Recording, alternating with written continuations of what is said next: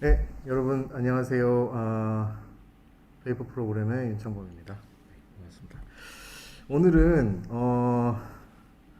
참 모시기 어려운 분을 모셨습니다. 여러분 그 스타트업 여러분들께 좀 좋은 말씀 좀 해주십사.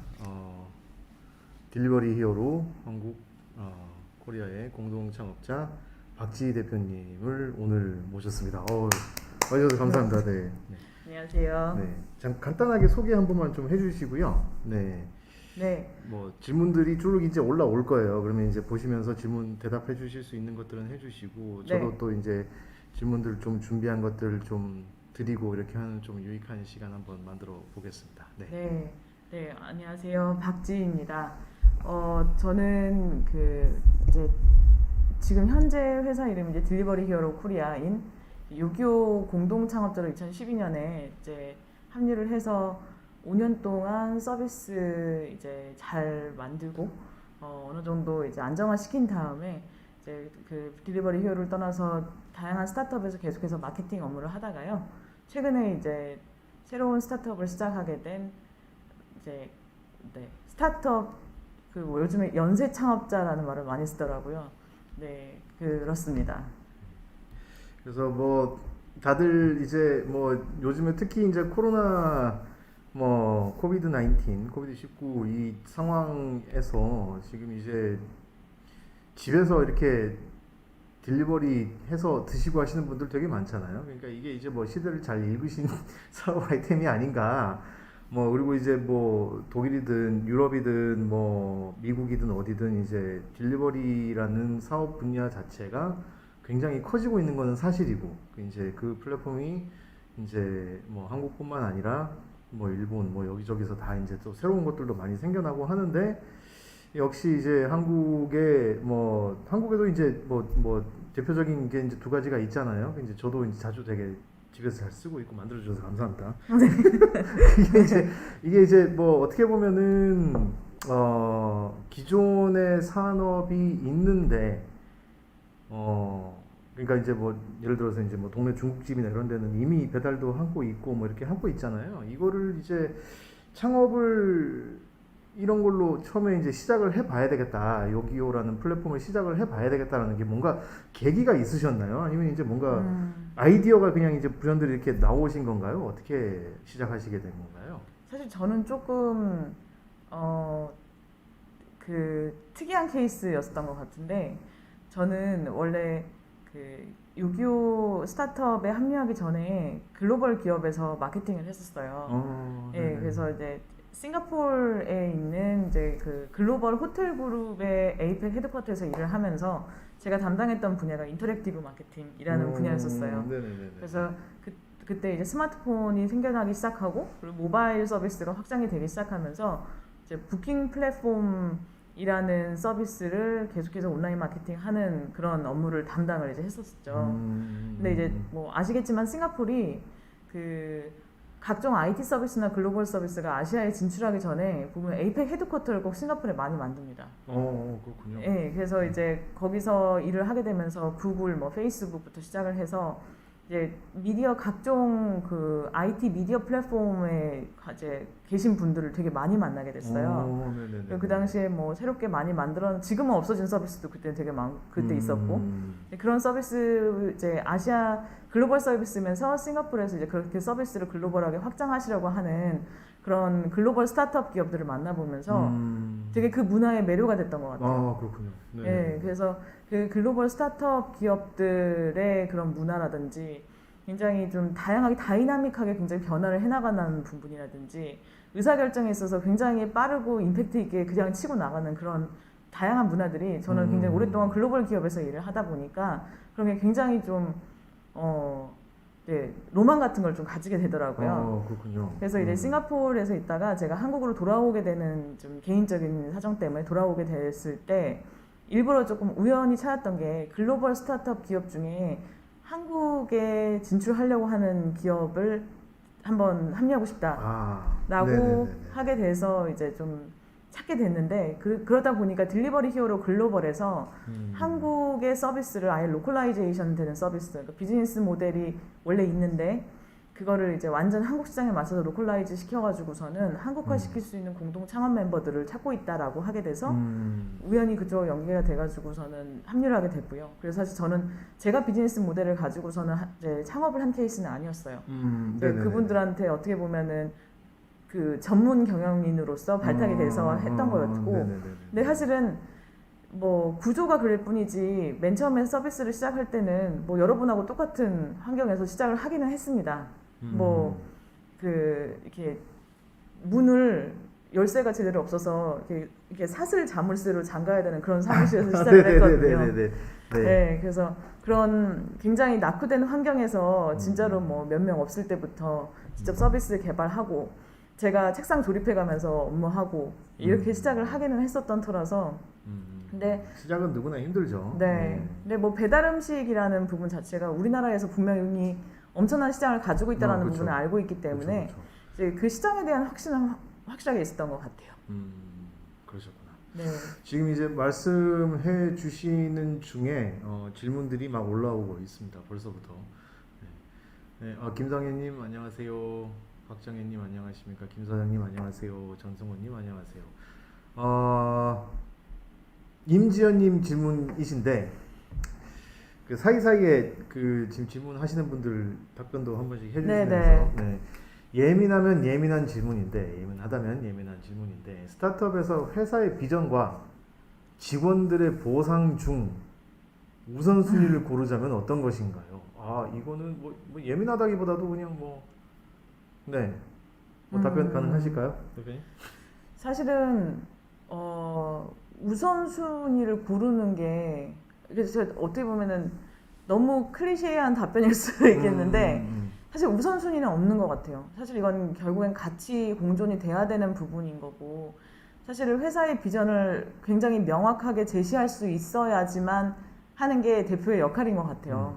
그 경영진의 역할인 것 같고 사실 비전을 제시하는 것 자체에 대해서 만약에 그걸 충분하게 그 작업을 그 일을 못했다면은 사실은 그 대표나 아니면은 경영진이 그 역할을 못하고 있는 거라고 생각을 하고 그럼에도 불구하고 모든 다른 직원들이 공감해하는 비전을 어떤 특정 직원이 만약에 그거를 공감하지 못한다면은 그때는 또 그 직원의 문제이겠죠. 근데 비전 자체라는 건 비전이라는 거는 뭔가 우선순위를 고를 수 있는 건 아닌 것 같아요. 반드시 모든 것들과 함께 공존이 돼야 되는 부분인 것 같고 비전이 있고 비전이 어느 정도 이루어져야지 보상이 가능하지 않을까요? 그러니까 이제 뭐 물질적인 것도 그렇고 정신적인 것도 그렇고 보상이라는 거는 뭔가 나한테 돌아와야 되잖아요. 근데 회사의 비전이 일정 수준 뭔가 좀 현실화가 되거나 해야 그 다음 뭐 보상이 이루어져도 이루어질 수 있는 거 아닐까 싶습니다.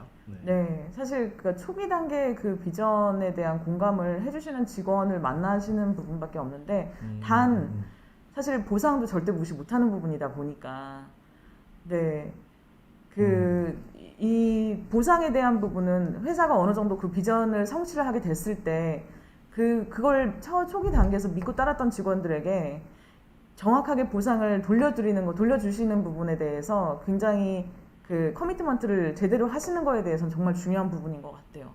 그래서 그 비전을 설득을 시키실 때 그 보상을 결국에는 그 대표님께서 얼마나 그 보상에 대해서 중요하게 생각하고 있는지 그리고 그 부분에 대해서는 언젠가는 꼭 돌려주실 거에 대해서 확실하게 제대로 설득을 하는 것도 일종의 그것도 비전인 것 같아요. 그렇죠. 이게 이제 저는 이제 뭐 회사의 대표는 아니지만 좀 이제 제가 스타트업 분들하고 이제 얘기를 하고 많이 만나서 이제 대화를 해보면은 항상 하시는 말씀이 내 비전을 공유하는 게 제일 힘든 것 같다라는 얘기를 하시는 것 같아요. 공유라는 게 한쪽에서 이제 얘기를 한다고 해서 되는 건 아니거든요. 반대쪽에서도 똑같이 느끼고 받아들여야지 될 것 같은데 그게 이제 스타트업 분들이나 경험이 없는 처음 이제 대표를 하시는 분들이 자연스럽게 배워서 시간이 지남에 따라서 그게 이제 직원분들하고 같이 공유가 되고 이제 이렇게 될 것 같은데 쉽게 되는 건 아닌 거는 분명한 것 같습니다. 자, 이 직원 얘기가 나와서 제가 이제 좀 궁금한 것들이 좀 있는데요. 아까 이제 사슬로 이렇게 칭칭 감아서 이제 문 잠그고 하셨던 얘기를 해주셨는데 혹시 뭐 사슬 이렇게 해주시는 직원분들이 초창기부터 있으셨나요? 아니면 너무 처음부터 완전 대표님 혼자 이렇게 맨땅에 헤딩 하시듯이 이렇게 하셔서 뭐 일당배부를 이렇게 막 하신 건가요? 저는 이제 요기요 같은 케이스는 그 공동 창업자가 3명이었었어요. 그러시구나. 그때 대표님을 맡으셨던 분과 저는 이제 CMO를 담당을 했고 그리고 이제 CSO 스트래티지 전략과 네네네. 오퍼레이션을 담당하셨던 분이 한 분 계셨었거든요. 그래서 처음에 이 세 명이 굉장히 합을 잘 맞춰가면서 진행을 했었었고 물론 이제 실무를 하시는 분들이 굉장히 빠르게 채용이 되면서 조직의 속도는 이제 늘어났는데 처음부터는 일당백이라는 말이 더 맞죠. 사실은 이제 계속해서 조직원들이 좀 늘어나는 상황이라 하더라도 회사가 요구되는 성장의 속도는 굉장히 빠르고 그거에 따라서 할 일은 또 너무너무 많기 때문에 사실 저는 마케터였지만은 처음에 저희가 론칭하는 어플리케이션의 2번째 버전 같은 건 제가 진짜 와이어프레임을 할 수 없이 그릴 수밖에 없는 상황이 되기도 하고 그건 프로덕트의 업무있는데 이제 그 조직 내에서 당장 그걸 할 수 있는 리소스가 없는 경우에는 또 제가 거기에 투입돼서 진행하기도 하고 그랬었죠. 그러셨구나. 지금 이제 뭐 질문들이 무지하게 많이 올라오고 있는데 저희가 최대한 답을 드릴 수 있도록 할게요. 이게 지금 이제 뭐 다 이렇게 순서대로 다 해드릴 수 있으면 참 좋겠지만, 네, 저희가 이제 프로그램대로 조금 움직이다가 이제 군데군데 저희가 이제 가능한 부분에 대답을 드릴 수 있도록 하겠습니다. 그러면 이제 지금 말씀해 주셨던 분들은 이제 파트너 이제 공동 창업자 분들이시고, 공동 창업자 분들이 모든 일을 다 하실 수는 없으셨을 거고, 언젠가는 직원분들이 이렇게 늘어갔을 건데, 스타트업이 직원을 이렇게 뽑는다라는 거는 어떻게 보면 되게 어려운 일 수가 있을 것 같아요. 그러니까 이제 직원들도 어느 정도 비전에 공감을 하고 여기는 잘 되겠다 싶은 생각이 들어서 올 거고 또 거기에 뭐 월급이 됐든 뭐 급여가 수준이 됐든 이런 것들이 좀 어느 정도 맞아야지 이런 좀 이제 팀원들이 이제 직원들이 이렇게 구성이 될 것 같은데 이게 쉽지만은 않으셨을 것 같아요. 그러니까 그 구인을 해서 뽑아서 이제 뭐 연봉 협상해서 자리에 앉히고 이것도 힘들었겠지만 사람을 이제는 뽑아야 되겠다라고 이 디시전 메이킹을 하는 순간 자체도 어려울 것 같다는 생각이 들어요. 무슨 얘기냐면은 내가 이거를 뽑아도 될까? 이 직원을 뽑아도 되나 이제는? 내 주제에 지금 상황에서 우리 회사 말하자면은 우리가 지금 돈도 못 벌고 있고 투자나 정부 지원금으로 겨우겨우 지금 이렇게 하고 있는데 직원을 뽑는 게 맞나? 라는 고민을 분명히 하시는 분들이 계실 것 같아요. 지금 질문을 하시는 분들도. 그래서 그 부분에 대해서 조금 얘기를 해주실 수 있으실까 궁금합니다. 사실 말씀하신 것처럼 스타트업을 시작하는 사람에게 채용 그리고 그러니까 필요한 인력들을 수급을 하는 부분이 정말 가장 힘든 부분인 것 같아요. 그리고 채용에 대한 결정부터 시작을 해서 이제 사람을 찾는 부분들까지가 이제 저는 이건 지극히 저의 개인적인 경험치다 보니까 사실 모든 비즈니스에 다 적용이 되지 않을 수도 있을 것 같기는 한데 요기요 같은 경우에는 초기에 이제 부장님 말씀하셨던 이제 그런 비슷한 이유들 때문에 어떻게 보면은 패기와 열정이 가득 찬 인턴분들을 많이 채용을 했었어요. 그래서 아무래도 그분들은 스타트업에 대해서 경험도 좀 해보고 싶은 분들도 계실 거고 그리고 어쨌든 재정적으로 아주 넉넉한 상황은 아니다 보니까는 어떻게 좀 그분들에게 죄송한 얘기긴 하지만 어쨌든 싼 인건비로 많은 것들을 좀 해나갈 수 있는 이제 그렇게 좀 진행을 했었던 부분이 있는데 사실은 이제 그러다 보니까는 물론 요기요 같은 경우에는 그때 이렇게 합류하셨던 인턴분들 중에서 두각을 나타내셔가지고 지금까지 지금 제가 알기로는 저는 회사를 떠났지만은 지금까지도 그 회사의 주요 임원 역할을 지금 하시는 분도 계세요. 지금 거의 10년 가깝게 되는 동안에 서비스의 성장을 함께 하면서 본인도 그에 걸맞는 성장도 같이 해가시면서 그런 분도 물론 계시죠. 그래서 굉장히 성공한 케이스도 계시지만은 사실은 경험이 없으신 분들끼리만 모여 있을 때는 결국에는 그거에 대한 코스트가 또 발생을 하더라고요. 그렇죠. 그래서 사실은 이제 저는 계속 그러니까 만약에 진짜 제한된 예산과 자원을 가지고서는 사람을 채용을 해야 한다면은 저는 대표나 아니면 경영진들이 정말 어마어마한 발품을 팔아서 조금 경험이 있고 회사에 충분히 당장 이제 밸류를 가져와 주실 수 있는 분을 찾기 위해서 노력을 엄청나게 해야 할 수밖에 없다고 생각을 해요. 네네네. 근데 사실 그러는 과정은 정말 너무 많은 사람들을 만나보고 갖가지의 노력을 채용을 하기 위한 갖가지 노력을 또 해보고 그러는 방법밖에 없는 것 같아요. 그래서 결국엔 노가다인 거죠. 그렇군요. 자, 그러면은 올려주신 질문들을 몇 개를 좀 답변을 드릴 수 있으면 좋겠습니다. 네. 야, 이 어려운 질문들이 좀 있네요. 네. 그죠? 현재 온라인 잡지 사업을 하고 있습니다. 지금은 콘텐츠를 무료로 공개하고 있습니다. 이제 슬슬 유료화할까 하는데요. 수익 모델을 어떤 것으로 하는 것이 좋을까요? 그리고 어떻게 마케팅하는 것이 효과적일까요? 두 가지 답변 부탁드립니다. 야, 이거 너무 광고. 네, 이거 완전 광범위한 질문인 것 같아요. 혹시 네. 답변이 가능하신가요? 이게 비즈니스 모델과 지금 현재 유저들의 풀의 성격이 어떤 건지를 제가 정확하게 몰라서 이게 딱 이렇다 할 만한 답변을 효과적으로 드릴 수 있을런지 잘 모르겠는데요. 자, 여러분 여기서 혹시라도 질문을 하시고 싶으신데 질문은 이제 하셨는데 저희가 답을 못했거나 뭐 이런 부분들이 있으면은 꼭 질문을 남겨주십시오. 제가 지금 링크를 하나 남겨드릴 테니까요. 혹시 지금 여기서 답을 못 받으시더라도 여기에서 받으실 수 있도록 해드리겠습니다. 네, 좀 그렇죠. 저도 제가 봐도 그럴 것 같습니다. 자, 그리고 두 번째 질문이 대표님이 보시기에 일 잘하는 직원은 이게 딱 틀리다 하는 한 가지가 있으실까요? 일 잘하는 직원이요. 네. 사실 일 잘하는 직원의 유형이 정말 많이 다르기는 하는데 우선은 일 잘하는 직원은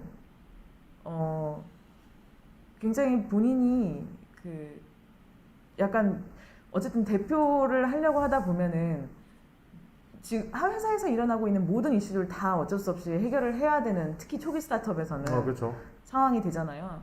그런데 이 일 잘하는 직원은 저 사람이 지금 나한테 빙의되어 있나? 그러니까 본인이 대표라고 생각을 하나?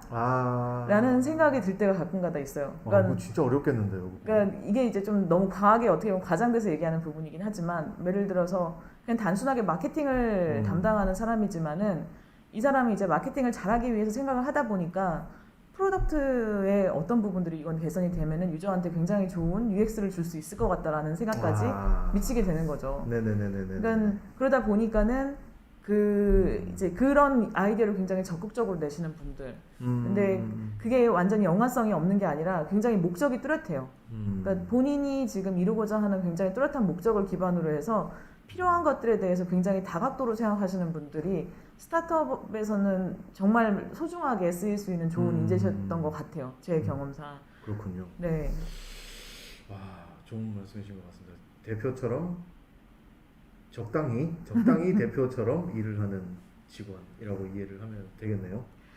대표처럼 일을 한다 그러면은 또 이제 대표니까 저런 소리를 하는 거지라고 아마 그렇게 얘기를 하실 것 같은데, 네, 생각을 그렇게 하신다는 거죠. 그렇죠, 이해했습니다. 네. 네. 자, 그리고 두 번째로 스타트업을 창업할 때 같이 할 직원들은 어떻게 채용했고 인재 선발 기준은 무엇이었나요? 아까 전에 대답을 조금 어느 정도 하시긴 하셨는데, 네. 역시나 네. 그 채용에 대해서 팀 구성이나 이런 거에 대해서 궁금해하시는 분들이 많으신 것 같습니다. 그런데 요 타이밍에 저 질문하고 같이 섞어서 초반에 플랫폼 사업이셨잖아요. 그러니까 플랫폼 사업이다 보니까 어떤 인력들이 제일 필요하시던가요? 처음에는. 플랫폼 사업에서요. 네. 사실은 이제 그 플랫폼 사업이다 보니까 당연히 이건 IT 기반이다 보니까 굉장히 훌륭한 개발자들을 채용을 하는 게 정말로 중요했었던 것 같고. 네, 이제 소프트웨어 개발. 네. 근데 정말 어려운 과제죠. 특히 요즘 같은 환경에서는. 그래서 그 정말 양질의 개발을 하시는 그러니까 개발자들을 이제 채용하는 게 되게 힘들었던 것 같고 플랫폼 같은 경우는 어쨌든 간에 플랫폼을 운영하기 위한 데이터가 이미 채워져 있어야지 유저가 왔을 때 뭔가 보이는 부분들이 있어요. 뭐 예를 들어 배달음식 플랫폼 같은 경우에는 딜리버리 플랫폼 같은 경우는 당연히 음식점들이 채워져 있었어야 됐었고 그러면은 이제 음식점을 채우기 위해서 그 점주들이 알아서 이제 영업을 해가지고 들어오는 단계가 아니라 처음에는 무료로 서비스를 해드리기 위해서 저희가 음식점 데이터베이스를 이렇게 이제 허락을 받고 올리는 과정을 했었거든요. 그러다 보니까 이제 그런 것들을 실제로 입력하고 하시는 인력들이 필요했는데 사실은 그런 것들은 뭐 아무나 할 수 있는 거고 굉장히 매뉴얼한 업무였죠. 네. 그죠? 근데 여기서 정말 중요했던 거는 그 운영에 있어서 우선순위의 판단이 가능한 분이 굉장히 중요했던 것 같아요. 그러니까 음식점 데이터베이스를 입력을 한다 하더라도 전국의 모든 서비스를 한꺼번에 이렇게 업로드할 수는 없는 거고 그렇죠, 그렇죠. 이제 저희가 그래서 했던 게 이제 인구 도시별 인구 밀도와 서울시 내에서도 구와 동별 인구 밀도를 이제 분석을 해서 어마어마한 사전 조사나 이런 게 필요하셨겠네요. 네, 그래서 이제 그래서 이제 저희가 작업을 해야 되는 그런 우선순위들을 이제 좀 측정하는 그런 역할을 하는 이제 오퍼레이션 매니저가 있었는데 네네네네. 사실은 스타트업은 아시겠지만은 너무나 제한된 자원을 가지고선 굉장히 많은 것들을 해야 하다 보니까 정말 그 요구되는 많은 것들 중에서 어떤 것이 최우선순위인가를 판단하는 업무가 정말로 중요해요. 아, 네네네네. 그래서 그런 것들을 조금 되게 중요하게 봤던 것 같아요. 그러면 그런 판단들을 아까 말씀하셨던 공동 창업자 세 분이서 주로 하셨겠네요, 그죠? 주로 저희가 하면서 저희가 이제 굉장히 초기에 채용하셨던 부분이 오퍼레이션 매니저, 운영 매니저셨던 거고 그런 우선순위를 나누기 위해서 함께 데이터를 이렇게 긁어 모으고 함께 분석하고 데이터를 이제 수집하고 하는 그런 매니징 하시면서 이제 데이터 입력하는 이제 그때는 알바생을 썼었는데 알바생들을 매니징 하시는 오퍼레이션 매니저가 필요했었죠. 그러셨구나. 네. 이게 그 초반부터 인력들이 꽤 많으셨겠어요, 그죠? 그 파트타임 알바 직원분들, 아르바이트 직원분들, 단기적 알바하는 분들은 많았었고 이제 공식적으로 저희 팀에 합류하시는 분들은 그렇게 많진 않았었어요. 그래요. 네. 그러면 정직원이 제일 많으셨을 때 네. 지금까지 포함해서 네. 몇 분 정도? 제가 어쨌든 2016년에 서비스를 떠났기 때문에 사실 네네네. 그 이후에 더 많이 확장을 하고 거의 비슷한 수준을 유지한 걸로 알고 있는데 4,500명 정도 되는 어이. 걸로 알고 있어요. 직원이 4,500명 정도 되는 시점까지 걸린 시간은 어느 정도라고 봐야 될까요? 한 3년, 4년 걸렸던 것 같아요. 우와. 그럼 엄청 짧은 시간이지 않나요, 성장이? 그렇죠. 그러다 보니 대단하십니다. 네. 뭐 다 같이 한 거죠. 네. 저는 제 밑에 직원 3명, 4명 돌리기도 힘든데 참. 돈을 더 많이 버시잖아요. 아이 무슨 말씀을. 팀이. 야. 이게 이제 그 질문들이 이제 좀 많이 올라오고 있는 터라 제가 이제 최대한 제가 이제 답변을 드릴 수 있도록 이렇게 좀 하기는 하겠습니다. 근데 이게 참 갑자기 이렇게 질문이 많이 올라오니까 저도 이거 뭐부터 이렇게 해야 되겠는지 모르겠네요. 근데 네, 이게 이제 양정수님 질문에 답변이 됐으면은 좋겠고요. 근데 인재 선발의 기준에 대해서 물어보셨는데, 네.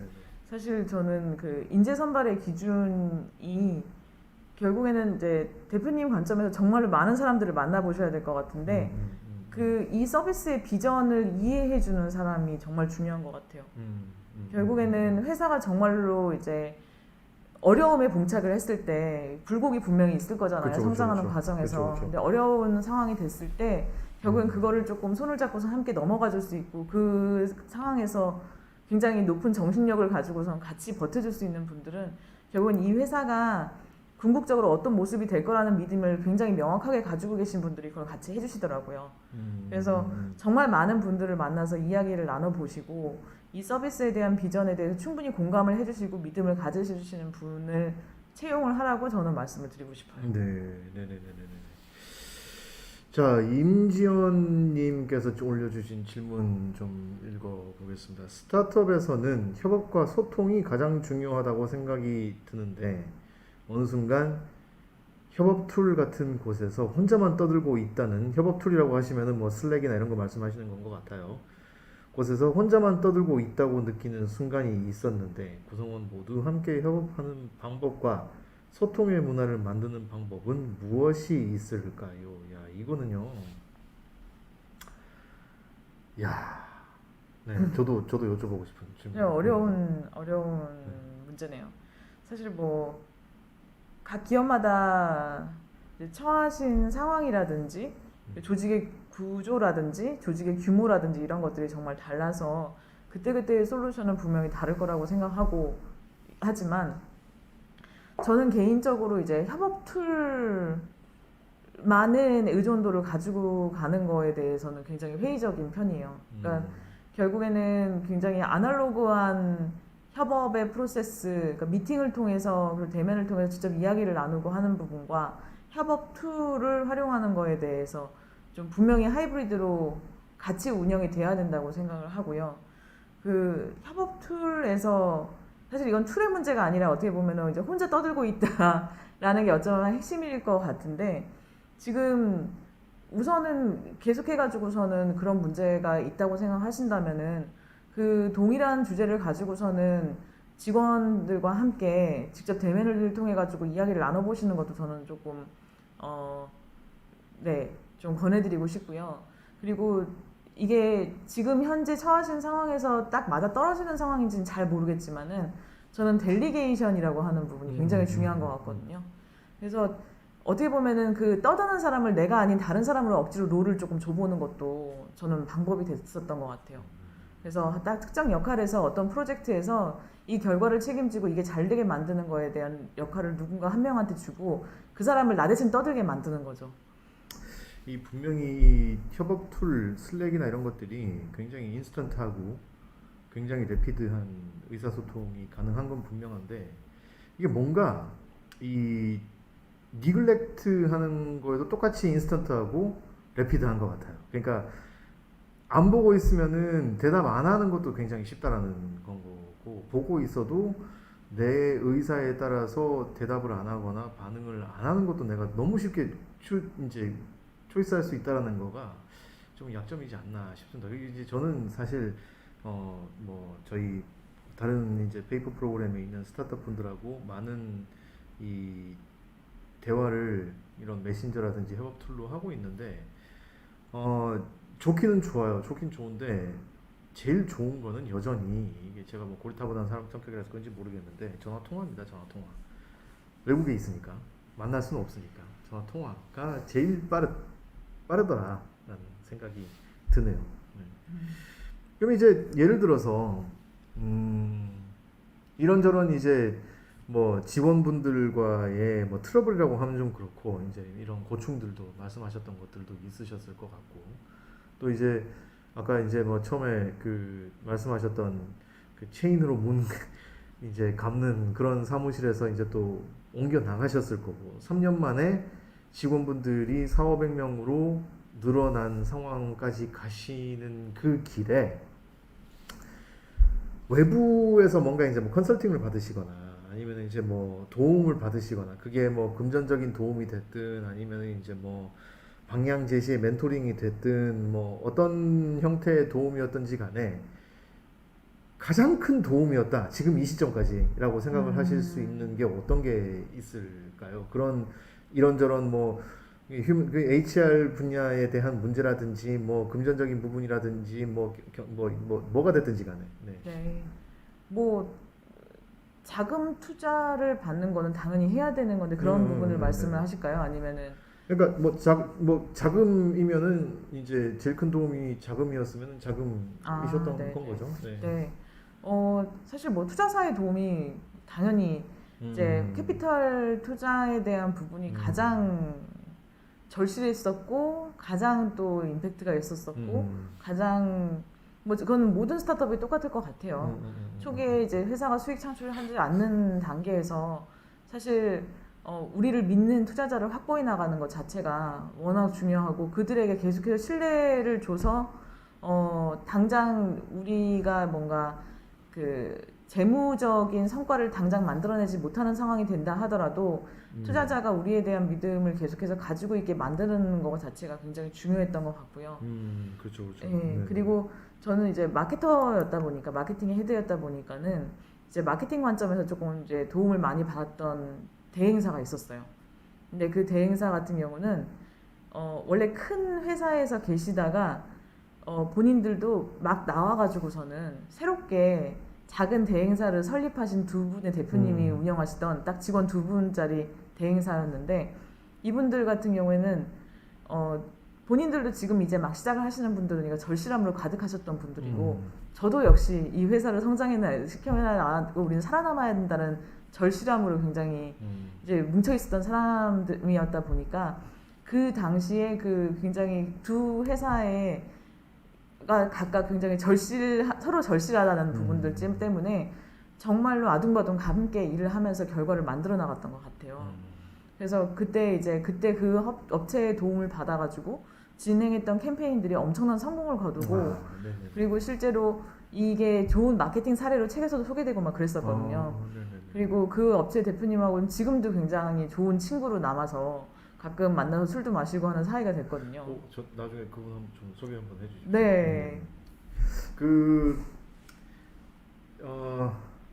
투자 얘기를 해주셨는데 네. 이제 많은 스타트업 분들이 저한테도 그렇고 처음 투자를 받는 거를 어떻게 받아야 되나요? 되게 궁금하실 것 같아요. 그러니까 이 지원금이나 정부 지원 사업이나 이런 것들은 이제 워낙 이제 지자체나 각 기관들이 공고도 많이 띄우고 하는데 저희 투자해드릴게요라고 이렇게 막 공고 띄우고 하는 사람들은 없잖아요. 네. 이제 그런 것들은 초반에 어떻게 하는 게 제일 맞나요? 투자를 시작을 어떻게 해야 되나요? 저희 같은 경우에는 이제 딜리버리 히어로 글로벌에서 사실은 이제 투자 유치에 이미 투자자들의 네트워크를 가지고 있었기 때문에 이제 그런 투자자들에게 이렇게 닿을 수 있는 접점들이 그래도 제공이 됐었어요. 그래서 그들에게 이제 좀 이제 비즈니스 자체에 대해 어필을 하면 되는 부분이어서 조금 약간 어떻게 보면은 다른 분들에 비해서는 약간 수월하게 됐던 부분이 있는데 이제 사실 그런 베이스를 지금 보유하고 있지 않으신 이제 스타트업이라면은 사실은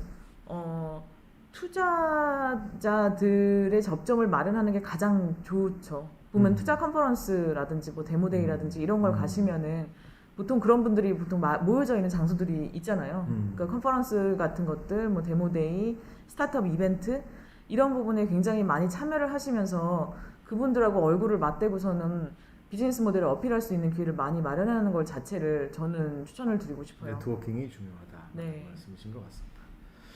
자, 그럼 질문 하나 더 읽어보도록 하겠습니다.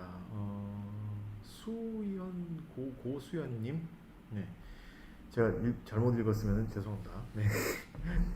플랫폼 사업에 대한 질문입니다. 플랫폼은 두 가지 고객군이 존재하는데 1. 공급과 수요를 담당하는 두 고객의 가치를 균등하게 실현하기 위해 가장 중요하게 생각하셨던 점은 무엇인지 2. 공급자가 수요자에게 서비스를 제공하는 과정에서 회사의 디브랜딩을 끼쳤을 때 브랜딩 이미지에 악영향을 끼쳤을 때 이를 해결하고자 했던 방향성이 궁금합니다. 되게 중요한데 그러니까. 어려운 질문이네요. 사실은 이게 그러니까 스타트업이라는 건 이제 기본적으로 기조로 우리는 이렇게 하겠다라는 방향을 가져가기는 하지만은 그 중간 과정에서 발생할 수 있는 문제가 정말 너무나 다양한 변수를 가지고서는 발생을 해요. 예를 들어서 쉽게 볼 수 있는 게 지금도 사실은 계속해서 이슈가 발생하는 것들이 배달음식 플랫폼에서의 리뷰에 대한 부분들.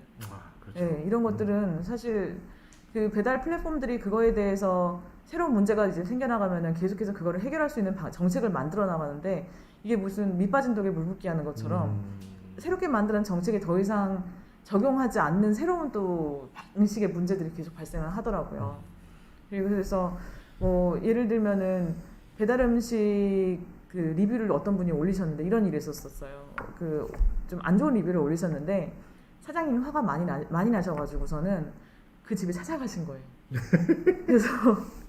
그래서 이제 저녁 먹고서는 하필이면 그 시간에 여자분이 혼자 계셨었는데 집문을 두들기고서는 리뷰를 그렇게 그따위로 해주면 어떡하냐라고 항의를 이제 하시는 상황이었고, 이 고객분은 여자 혼자 계셨다 보니까는 굉장한 공포감을 느끼셔가지고 서비스 회사에 연락을 하시고, 그래서 저희 영업사원은 이제 사장님이 가가지고서는 달래드리고 이러면 안 되는 거다라고서는 굉장히 서러워한 교육들을 해드리고, 그 고객님한테도 정말 100번 사죄를 드리고 다시는 이런 문제가 없도록 저희가 관리를 하겠다고 약속을 드리고 이제 이런 식으로 진행을 했는데, 사실은 이런 플랫폼 오퍼레이션에서 발생하는 이런 양 사이드 고객들에서 그 밸런스를 맞추는 그 노력은 그냥 그 양가의 한쪽에 절대 치우치지 않고 편파적으로 진행되지 않고서는 그때 상황에서 가장 공정한 상황에 맞춰가지고서는 굉장히 적극적이고 최대한 빠르고 가장 적극적이고 그리고 모든 인력을 동원해가지고 빠르게 대응을 하는 방법밖에 없더라고요.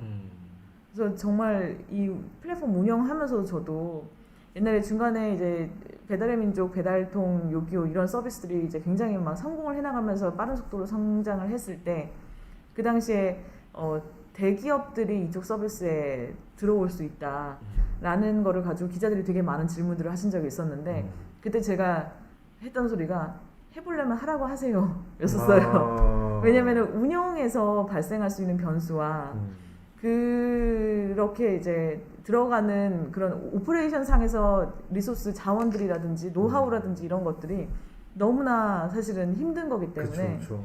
아무리 대기업이라 하더라도 오히려 대기업이기 때문에 그렇게 유연하고 빠르게 대처를 해나가면서 유저들의 밸런스를 맞춰나가는 게 굉장히 어렵다고 저는 생각을 했거든요. 이 시점에서 그러면은 조금 진짜 예민할 수 있는, 민감할 수 있는 문제를 제가 질문 하나만 드리겠습니다. 연관이 있는데요. 저기 이제 죄송합니다. 제가 이름을 스크롤업이 돼서 이제 방금 질문해주신 분이 그 말씀하신 그 두 고객분들 중에, 그러니까 한 분은 집에서 주문을 해서 앱을 써서 주문을 하시는 분, 한 분은 주문을 받아서 공급을 해주시는 분, 두 분이 있는데 중요도가 있나요? 두 분의 프라이어리티를 어느 한쪽에 드려야 된다. 그러면 어느 쪽이라고 생각을 하셨나요? 그때 당시에. 사실 저는 마케팅을 하는 사람이었다 보니까 당연하게 소비자였었어요. 저의 네. 개인적으로 본다면, 그리고 저희 부서가 담당했던 업무는 당연히 소비자형 마케팅이었기 때문에 소비자에게 전달되는 가치가 제일 무조건 중요했었죠. 그러다 보니까 그 반면에 세일즈 팀 같은 경우는 이 점주분들의 이해관계를 책임지시는 분들이다 보니까 그분들은 점주분들의 이해관계 관점으로 굉장히 많이 하시다 보니 저하고 이제 세일즈 헤드분하고 굉장히 많이 부딪혔죠.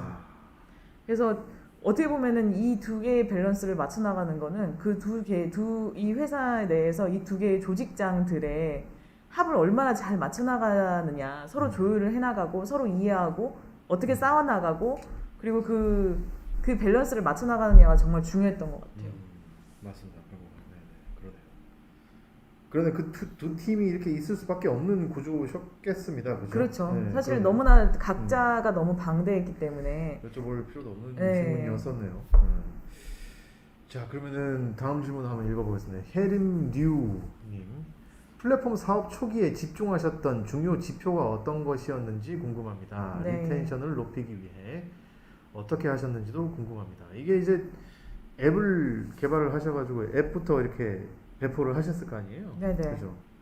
네, 그 사업 초기에 그러니까 결국엔 스타트업은 선택과 집중의 게임이기 때문에 사업 초기에 집중했던 지표는 사실 리텐션을 안 봤어요. 초기에는 그냥 무조건 유저 애퀴지션에 대해서 굉장히 많은 포커스를 했고, 그러면 앱의 다운로드 수 뭐 이런 것들. 네, 그리고 실제로 이제 대신 그건 있었죠. 그냥 단순하게 다운로드를 했던 것보다도 실제로 하드 액션을 하는 유저들을 데리고 오는 거. 그러니까 실제로 음식을 주문하는 사람들, 그냥 브라우징하고 나가는 거나 아니면 그냥 앱 다운로드만 있는 것들 말고 실제로 들어와서 저희 서비스에서 이제 구매 액션을 취하시는 분들을 많이 데리고 오는 거를 무조건 최우선순위에 지표로 삼았습니다.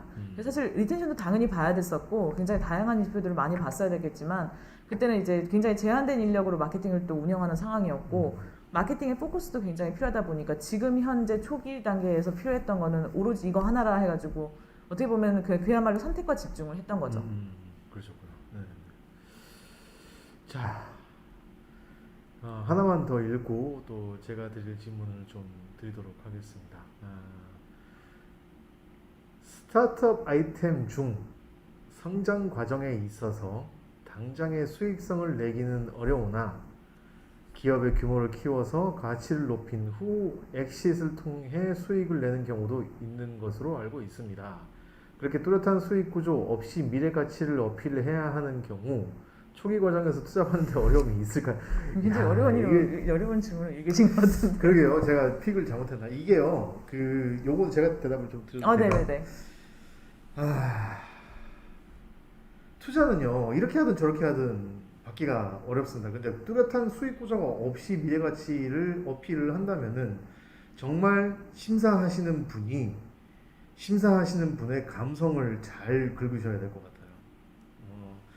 심사를 하시는 분들이나 투자를 하시는 분들은 굉장히 이 넘버 드리븐한 분들입니다. 숫자가 쫘라락 나오고 뭔가 증명이 돼서 자기들이 가지고 있는 평가 지표가 있겠죠. 평가 지표가 있습니다.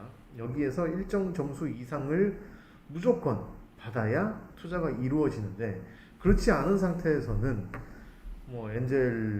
엔젤이라고 하죠. 개인 투자자 분들이라든지 아니면은 이제 디시전 메이커들을 감성을 이렇게 잘 건드셔서 감성적으로 어프로치를 해야 되는 그런 부분일 것 같아요. 그러니까 내가 이 아이템에 대해서는 이 미래가 있다라고 확신한다라는 거를 그분들도 확신할 만하네라는 거를 얘기를 해드려야 되는데 뒷받침할 데이터가 없다는 얘기거든요. 그러면은 이거를 무슨 수를 쓰든 믿게끔 하셔야 되니까 그만큼 이 논리보다는 감성에 좀 호소를 하셔야 되는 부분이 좀 많지 않을까 싶습니다. 네. 그 정도. 네, 그렇습니다. 지금 이제 몇 가지 질문들이 있습니다만은 저도 좀 이제 질문을 좀 드릴게요. 제가 사실은 여기 이제 대본이 있어요. 저희가 대본이 있는데 여러분들이 참여 열기가 너무 좋으셔가지고 제가 이제 일단 몇 개만. 네. 이제 꾸준히 이제 지금 이제 처음 시작부터 이제 지금까지 많이 이제 직원분들하고의 인터랙션이라든지 협업 툴이라든지 이런 말씀을 많이 해주셨는데 이제 예를 들자면 이런 거죠. 원래는 내가 직장을 다닐 때는 이런 습관이 없었는데 대표가 되고 난 뒤에 직원들이 생기고 뭔가 내가 지시를 해야 되는 상황이 되다 보니 이런 습관이 어쩔 수 없이 생겨버리더라 라고 하는 것 중에 제일 마음에 안 드는 습관이 어떤 게 있으실까요? 제일 마음에 안 드는 습관이요? 네네네. 내가 생각해도 와 내가 왜 이러고 있지? 라고 하는 그런 습관이 있으신가요?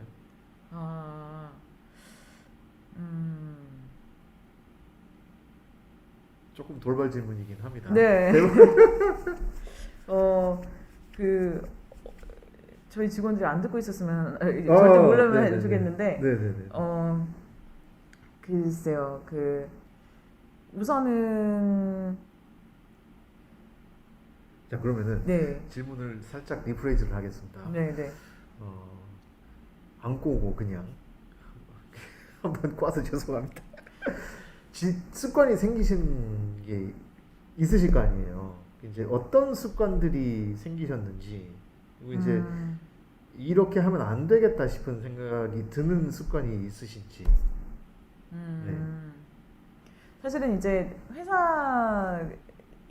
회사가 저도 이제 스타트업을 이제 시작한 지가 얼마 안 됐다 보니까 회사를 운영을 하면서 발생하는 온갖 것들이 다 있잖아요. 그렇죠. 보면은 저는 어쨌든 계속 마케터 위주로 일을 하다 보니까는 주로 마케팅 관련돼서는 정말로 제가 많은 경험을 했다고는 생각하지만은 막상 어드민적인 부분이라든지 회계, 총무, 인사 이런 것들 그런 일부터 시작을 해가지고 그냥 온갖 것들을 다 신경을 쓰면서 회사를 만들다 보니까는 되게 많은 것들, 그러니까 많은 새로운 경험을 하게 돼요. 그리고 그게 참 힘들기도 해요. 어쩔 때는. 그러면은 누군가에게 하소연을 하고 싶은데 그 옛날에는 그냥 제가 직원일 때는 제 동료한테 가서 하소연을 한다거나 아니면 제 그렇죠. 상사한테 가서 하소연을 한다거나 그렇죠. 이제 그 생각을 하고서는 저희 이제 직원들한테 같이 있는 직원들이다 보니까는 하소연을 이렇게 저도 모르게 할 때가 있어요. 아, 네네네. 그러면은 언제나 좀 이렇게 뭔가 주춤하고서는 음. 이불킥을 꼭 하게 되더라고요. 그날 밤 잠을 자면서 제가 이불킥을 굉장히 하게 되고 아 내가 왜 그랬을까 그 얘기를 여기서 왜 했을까라는 생각을 그런 상황들이 굉장히 많이 발생을 하게 됐어요. 그래서 이게 어떤 상황이 새로운 변수가 발생하고 무슨 이벤트가 발생을 했을 때 이거를 얘기를 해야 되는 걸까 말아야 되는 걸까에 대한 고민을 굉장히 많이 하게 되는 그런 습관이 생겼어요. 그래서 이게 지금 내가 이 얘기를 직원들한테 했을 때 정말 도움이 될 수 있는 것인지 도움이 하나도 되는 것이 아닌지에 대한 고민을 이렇게 하는 습관이 굉장히 많이 생긴 것 같아요. 그리고 그게 아직까지도 그거에 대한 정답을 좀 못 찾고 있는 부분인 것 같고. 그 직원들이 이제 여러분들 이렇게 만나셨잖아요. 네네. 이제 대드는 직원들이 있을 거 아닙니까? 네. 그래서 이렇게- 아직까지는 아 없던데요. 그래요? 제가 많이 무서운가 봐요. 다행이에요. 그럼 뭐 이제 선호라기보다도 그러니까 네. 이제 뭐 막 이렇게 막 내가 대표인데 네. 나하고 논의를 뭔가를 하고 있는데 네. 막 흥분해가지고 막 자기 얘기를 막 해. 네. 이 친구가 네. 이 직원이. 네. 그럼 이제 그런 사람이 좋으세요? 아니면은 좀 조용하게 사장 대표님이 얘기하시는 거 듣고 그대로 이렇게 같이 움직이는 걸 하는 직원이 좋으십니까? 사실 굉장히 극과 극을 말씀하신 것 같은데 아, 그렇죠, 그렇죠. 가장 좋은 거는 그 가운데 밸런스를 지키는 그렇겠죠, 분이겠죠. 그렇겠죠. 근데 꼭 찾아야 한다면 스타트업에서는 오히려 전자가 더 필요한 것 같기는 해요. 아, 막 이렇게 네. 대표라고 하더라도 거기에 거리낌 없이 자기 할 말 다 하고 네네. 막 이렇게 이런 사람들. 네. 그러니까 물론 그거에 대한 이제 접근하는 방식이나 태도의 문제는 분명히 아, 있겠지만은 당연히 그렇죠. 예의에 어긋나면 네. 당연히 안 되겠죠. 근데 네네. 사실은 스타트업이기 때문에 그리고 굉장히 다양한 결정들, 빠른 결정들을 수시로 해나가면서 해야 되기 때문에 저도 분명히 인간인지라 그렇죠. 그게 틀릴 수도 있는 거잖아요. 그러니까 저도 이게 언제나 이게 맞을까 틀릴까라는 고민을 하면서 그런 의사결정을 내리는데 그거에 대해서 적극적으로 저를 챌린지해 주시는 분이 있으면은 훨씬 더 마음이 놓이는 것 같긴 해요. 그러면 이제 비판에 어느 정도 좀 이렇게 수용성이 좋으시다라고 생각을 해도 되겠습니다. 그죠?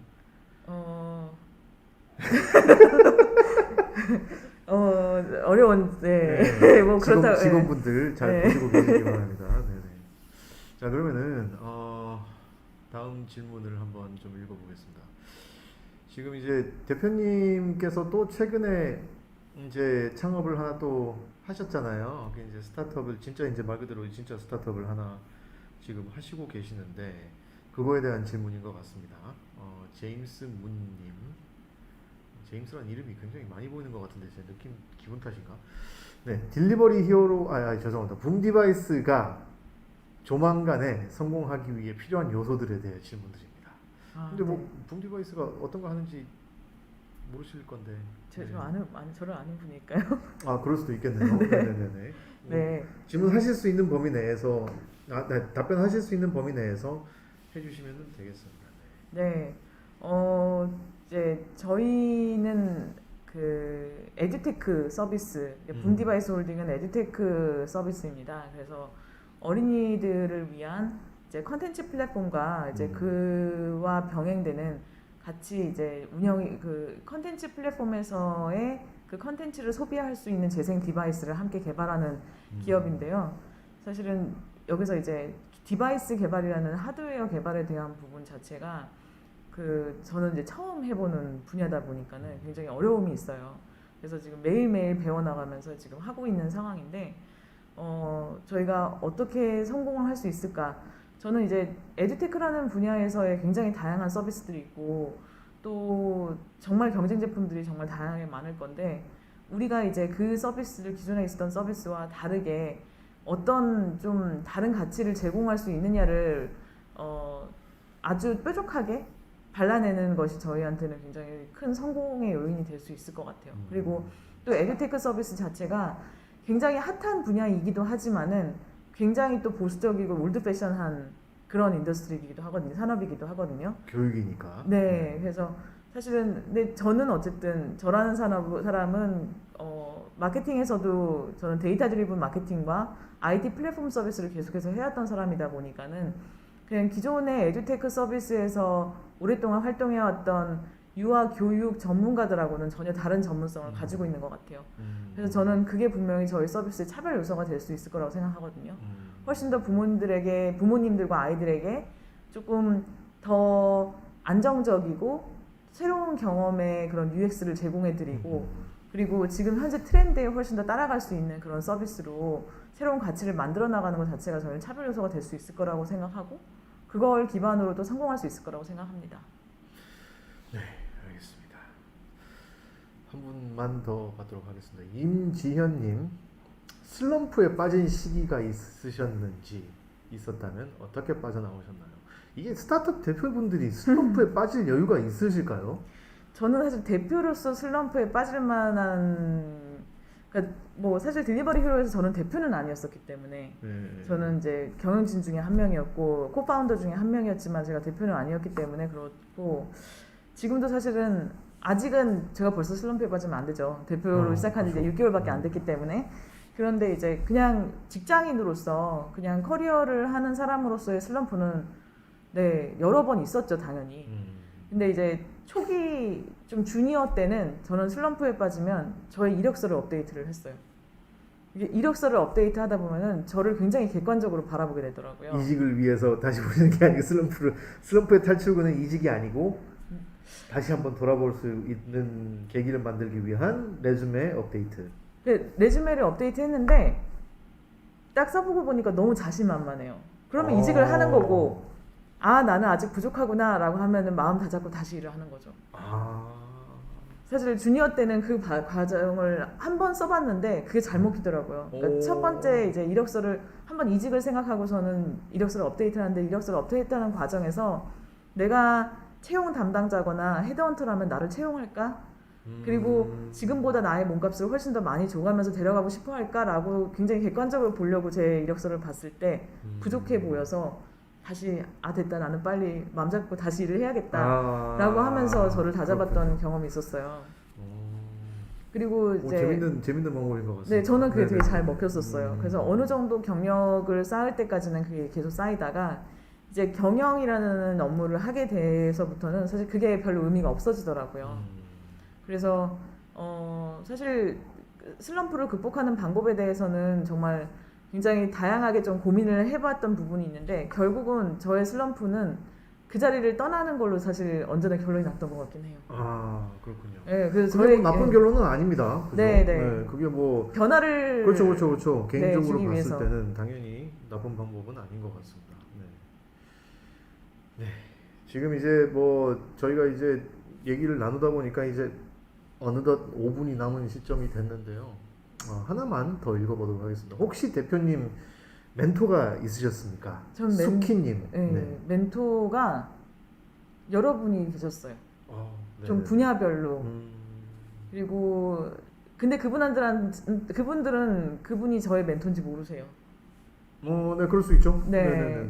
그래서 이제 뭐 저의 멘토가 되셨던 분은 제가 못하는 분야에서 너무나 잘하고 계신 분일 경우 이제 저의 멘토가 되셔가지고 제가 걸핏하면 찾아가서 귀찮게 해드렸던 적도 있었고 그리고 또 이제 그 일을 하는 과정에서 이제 딜리버리 히어로에서 있으면서 잠깐 저희 쪽에 커뮤니케이션 고문으로 들어오셨던 분이 계셨는데 저보다 연배가 한 10년 정도 높으신 여자분이셨는데 그분이 저는 그분이 저의 굉장히 큰 포션을 차지하는 멘토 중에 한 분이 아니셨을까라는 생각이 들어요. 근데 그분이 제가 이분을 닮고 싶다라고 생각했던 이유 중에 하나는 결정적으로 나는 한 회사에서 내 밑에 있는 직원이 내 자리를 차지할 수 있는 능력이 되면 나는 가차없이 그 자리를 떠날 거야 라고 하시는 분이셨어요. 왜냐하면 본인은 또 다른 데를 갈 자신이 있었기 때문에 그리고 자기를 따르는 그 직원에게 이렇게 딱 맡고 있는 똥차가 되고 싶지 않았던 거죠. 근데 네. 이제 그분이 하는 그건 자신감이 있었기 때문에 할 수 있었던 거고, 그리고 함께 일하는 직원들을 또 존중하고 계속해서 서포트해주고 싶은 그런 의지가 있었기 때문에 가능했던 건데, 네네네. 저는 사실 그분이 저의 멘토로 되게 가까웠던 것 같아요. 그렇군요. 이게 이제 저도 사실은 이제 직장 생활을 하고 있는 사람이지만 이제 방금 대표님께서 그렇게 말씀을 하시니까 그분들이 저한테 멘토인지 모른다라고 말씀을 하신 부분에서 지금 제 입장에서 멘토가 있나라고 생각해 보니까 계시네요. 저도 모를 수가 있네요. 그죠? 네. 이분이 나의 멘토다라고 하는 거를 나도 모를 수가 있구나라는 걸 지금 이제 막 깨달았어요. 서로 그게 그때는 멘토인지 서로 모르다가 그러니까요. 나중에 시간이 지나면 아 그분이 그러네. 그 당시에 나한테 멘토였구나라고 느낀 적이 되게 그러네요. 많았었던 것 같아요. 그러네요. 오, 깨우쳐주셔서 아, 이제- 감사합니다. 역시 대표님. 네, 역시 대표님. 자, 그러면은 마지막으로 시간이 이제 꽤 됐고 또 이제 바쁘신 분이시라 제가 더 이상 이렇게 막 더 길게 이렇게 말씀을 더 해드리고 싶기는 한데 마지막으로 이제 조금 요 부분은 길게 답을 해주셔도 되는데요. 뭐 똑같은 형태는 아니더라도 창업이라는 거를 하시는 분들한테 정말 뭔가 창업을 앞으로 하실 후배 대표님들한테 뭔가 이것만은 이렇게 했으면 좋겠다, 이것만은 이렇게 하지 않았으면 좋겠다 하는 부분이 있으시면 네. 한 말씀 해주시면 좋겠습니다. 네. 사실 저는 그런 말을 아직은 할 자격은 솔직히는 안 된다고 생각을 해요. 왜요?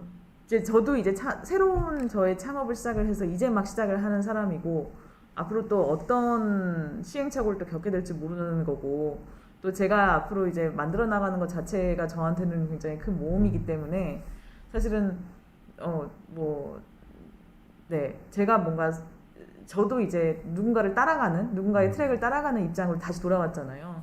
그래서 이제 그렇게 다른 분들에게 뭐 조언을 드린다, 다른 창업자분들한테 그런 이야기를 드린다는 게 조금 이제 저도 조심스럽기는 하는데, 근데 이제 요즘에 제가 좀 이제 저 자신에게 자꾸 이제 말을 자신에게 이제 하는 얘기가 있는데, 요즘에 이제 유니콘 네. 이런 기업에 대한 얘기도 되게 많이 나오고, 그리고 어떤 회사가 어떻게 상장을 했고 뭐 엑시스를 했고 누구에게 M&A 했고 이제 이런 얘기를 해요. 근데 제가 아까 질문 중에서도 궁극적인 비즈니스 지금 시작하는 붐디바이스의 목표가 IPO입니까 M&A입니까? 라고 물어보는 질문이 사실 중간에 있으셨어요. 근데 그 질문을 보면서 제가 이제 요즘에 굉장히 트렌드로 많이 얘기가 나오는 거를 물어보신다는 생각이 들었는데, 많은 대표님들을 만나보면은 M&A에 대한 관심이 되게 많으세요. 그러니까 내 서비스의 가치를 인정해주는 누구에게 팔고 싶다라는 생각을 하시는 대표님들이 되게 많으시더라고요. 근데 처음부터 그런 생각을 가지고 시작하시지 않았을 거라고 저는 믿고 싶은데, 의외로 또 처음부터 그런 생각을 가지고 서비스를 운영하시는 대표님도 은근히 많으세요. 그렇죠. 뭐 네. 저도 이렇게 스타트업 분들 여러 분 만나고 하면은 처음부터 이제 어떻게 해서 이거 어떻게 키워서 어떻게 팔아야 되나 이 생각을 주로 하시는 분들도 계시죠. 네. 물론 이제 그 M&A, 그러니까 애퀴지션 되는 회사의 가치로서 가치를 충분히 잘 만들어서 그거를 잘 알아보아주는 멀저를 만나셔가지고 이제 그렇게 좋은 그림으로 되면 좋긴 하는데, 사실 처음부터 그거를 목표로 가져가는 게 저는 같이 일하는 직원들에게 굉장히 미안하다고 저는 생각을 하거든요. 그러니까 결국에 우리 회사의 가치를 잘 알아봐주는 멀저를 만나게 돼서 그런 그림으로 되는 거는 너무나 축하할 일이고 너무 잘된 일이긴 하지만은, 사실은 회사 서비스 초기 때부터 M&A를 바라보고서는 서비스를 한다, 이거는 저는 솔직히 정말 지극히 개인적이기 때문에 저랑 다른 생각을 가지고 계신 분도 분명히 있으시긴 하겠지만은, 저는 결국에는 IPO나 이제 정말 궁극적으로 굉장히 세상이 알아봐주는 가치 있는 서비스를 만들겠다라는 목표를 그래도 가지고 운영을 하시는 게 함께하는 직원들에게 도리가 아닐까라는 생각을 합니다. 네. 그래서 아까 이제 질문 주셨던 분에게 답변도 드릴 겸, 그리고 또 최근에 좀 유난히 또 많이 그런 트렌드가 좀 있어 보여가지고 좀 안타깝게 스타트업에서 이제 한 저도 8년 9년 일을 하고 보니까는 조금 안타깝게 생각되는 부분이기는 해요. 그런 부분들. 그러시구나. 그 이제 뭐 이거는 그러면은 이제 뭐 M&A이긴 한데 제가 이제 조금 보고 있는 실리콘밸리 같은 경우의 현상을 잠깐 말씀을 드리자면은 M&A가 붐인 것 같아요. 실리콘밸리에서는. 근데 우리가 일반적으로 생각하는 우리의 아이템을 매각하는 M&A 형태가 아니라 그러니까 나는 소프트웨어 하는 회사고 쟤네는 하드웨어 하는 회사인데 우리 소프트웨어를 뭔가 하드웨어에다가 태워야 되는데 우리 팀에는 하드웨어를 할 수 있는 팀원이 없다. 그럼 이제 얘네들끼리 같이 얘기를 해보다가 그러면 우리가 소프트웨어 개발을 할 테니까 너네는 하드웨어 개발을 해볼래? 야 그러지 말고 우리 그냥 한 회사로 뭉쳐서 하면 시너지가 더 나지 않겠냐 뭐 이렇게 해서 하드웨어 하는 팀, 소프트웨어 하는 팀이 둘이 뭉쳐서 회사를 하나로 구성을 하는 거 뭐 이런 것들은 조금 최근에 많이 생겨나고 있는 것 같아요. 사실 그건 이제 필요해서 발생한 그렇죠, 전략적인 그렇죠, 제휴인 그렇죠, 거잖아요. 그러니까 그런 거에 당연히 더 잘하기 위해서 만들어 그렇죠, 나가는 그렇죠. 거고. 대표님 말씀하신 거하고는 좀 다른 케이스긴 네, 합니다. 네. 네네.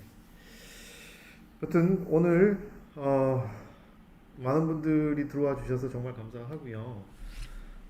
어느덧 1시간이라는 시간이 굉장히 짧게 느껴졌는데 오늘따라 질문들이 워낙 많이 올라오셔가지고 제가 답변을 다 못 드려서 죄송합니다. 네, 아까 제가 드렸던 그 링크 타고 들어오시면은 굉장히 많은 질문들 남기시면은 저희가 대표님께 대신 물어봐 드리겠습니다. 해서 이제 뭐 대신 답변을 받을 수 있으면은 받아서 호스팅도 해드리고 이렇게 할게요. 그리고 뭐 뭔가 이벤트도 있네요. 그죠? 방송 중 이벤트, 라이브 방송 참여자 대상으로 페이버 프로그램 유튜브 구독 및 댓글을 남기신 5분께 추첨을 통해 스타벅스 커피 쿠폰.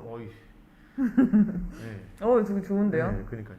제가 커피 한 잔 사드리겠습니다. 네. 그리고 이제 뭐 저희가 또 다음에 또 더 이제 재밌는 내용으로 이렇게 또 컨텐츠 만들도록 할 거고요. 오늘 보신 와주신 라이브 참여해주신 분들 정말 감사드리고 이 영상은 일부 편집 후에